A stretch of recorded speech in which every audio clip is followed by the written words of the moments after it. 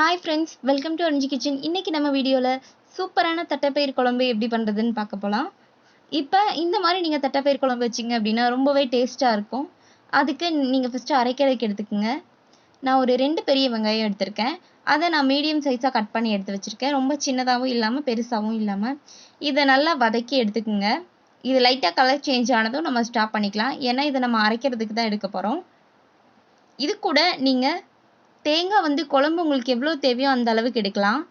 நிறைய வைக்கணும் அப்படின்னா தேங்காய் கொஞ்சம் சேர்த்து கூட போட்டுக்கலாம். இப்போ நான் வந்து ஒரு 2 சில்லு தேங்காய் எடுத்திருக்கேன். இதெல்லாம் சேர்த்து நல்லா அரைச்சி பேஸ்ட் பண்ணி எடுத்துக்கோங்க. இப்போ குழம்புக்கு நல்லா நல்லெண்ணெய் ஊற்றி செஞ்சீங்க அப்படின்னா நல்லா டேஸ்ட்டாக இருக்கும். அதனால நான் ஒரு 2 ஸ்பூன் அளவுக்கு நல்லெண்ணெய் ஊற்றி அது நல்லா காஞ்சதும் 1 ஸ்பூன் கடுகு போட்டு நல்லா பொரிய விட்டுருக்கேன். இந்த கடுகு வந்து நல்லா பொரிஞ்சு வரும்போது நீங்கள் நல்லா வாசனையாக இருக்கிறதுக்காக 1 ஸ்பூன் சோம்பு கூட நீங்கள் சேர்த்துக்கலாம். இதில் பாருங்க, சோம்பு சேர்த்தாச்சு.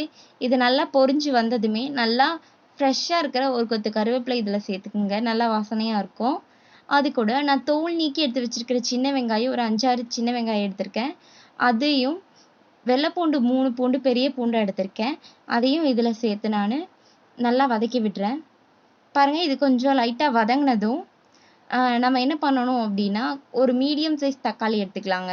மீடியம் சைஸ் தக்காளி எடுத்து நல்லா சின்ன சின்னதாக கட் பண்ணி இதில் சேர்த்துக்கலாம். இப்போ இது எல்லாத்தையும் நல்லா வதக்கி விட்டுக்குங்க. தட்டைப்பயிர் குழம்பு வைக்கிறதுக்காக நான் வந்து முன்னாடி நாளே தட்டைப்பயிரை நல்லா ஊற வச்சு எடுத்திருக்கேன்.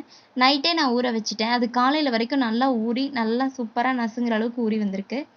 இப்போ அந்த தட்டைப்பயிரை நம்ம இதில் சேர்த்துக்கலாம். பாருங்க, தட்டைப்பயிர் நல்லா ஊறி பெருசாக வந்திருக்கு பார்த்தீங்களா? தட்டைப்பயிர் நல்லா ஊறிடுச்சு அப்படின்னாலே நல்லா பெருசாக காட்டும் அதோட சைஸ் இருந்ததை விட. அதை வச்சு நீங்கள் கண்டுபிடிச்சிக்கலாம். இப்போ இதை நல்லா கலந்து விட்டுக்குங்க. இப்போ இந்த தட்டைப்பயிருக்கு தேவையான அளவு நம்ம உப்பு போட்டுக்கலாம். உங்களுக்கு எவ்வளோ தேவையோ அந்த அளவு உப்பு போட்டுக்குங்க. அதுக்கப்புறம் மசாலாஸ் ஆட் பண்ணலாம். ஒரு 1.5 ஸ்பூன் அளவுக்கு குழம்பு மிளகாய் தூள் எடுத்திருக்கேன். நான் ஆச்சி குழம்பு மிளகாய் தூள் தான் நான் எடுத்திருக்கேன். உங்களுக்கு என்ன பிடிச்சிருக்கோ அதை நீங்கள் எடுத்துக்கலாம்.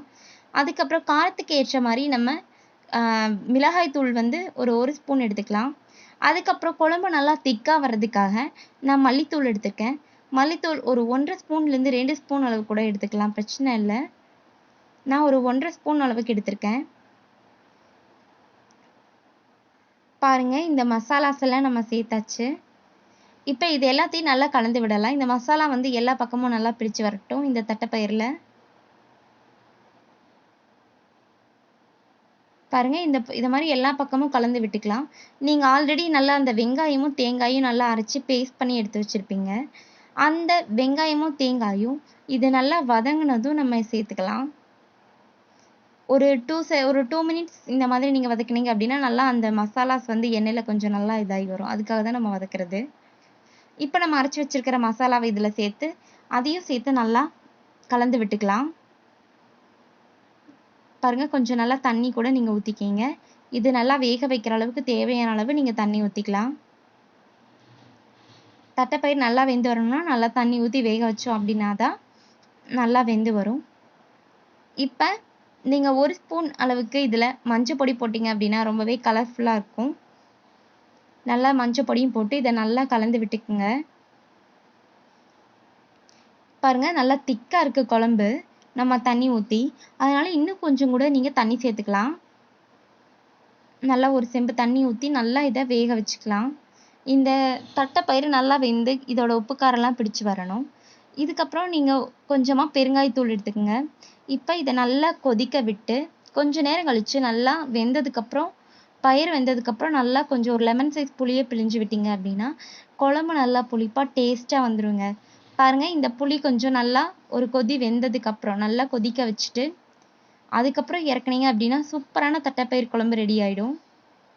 நம்ம அப்படியே விட்டுட்டு ஒரு கொதிக்க வச்சிடலாம். பாருங்கள், இது நல்லா கொதிச்சு வந்துடுச்சு.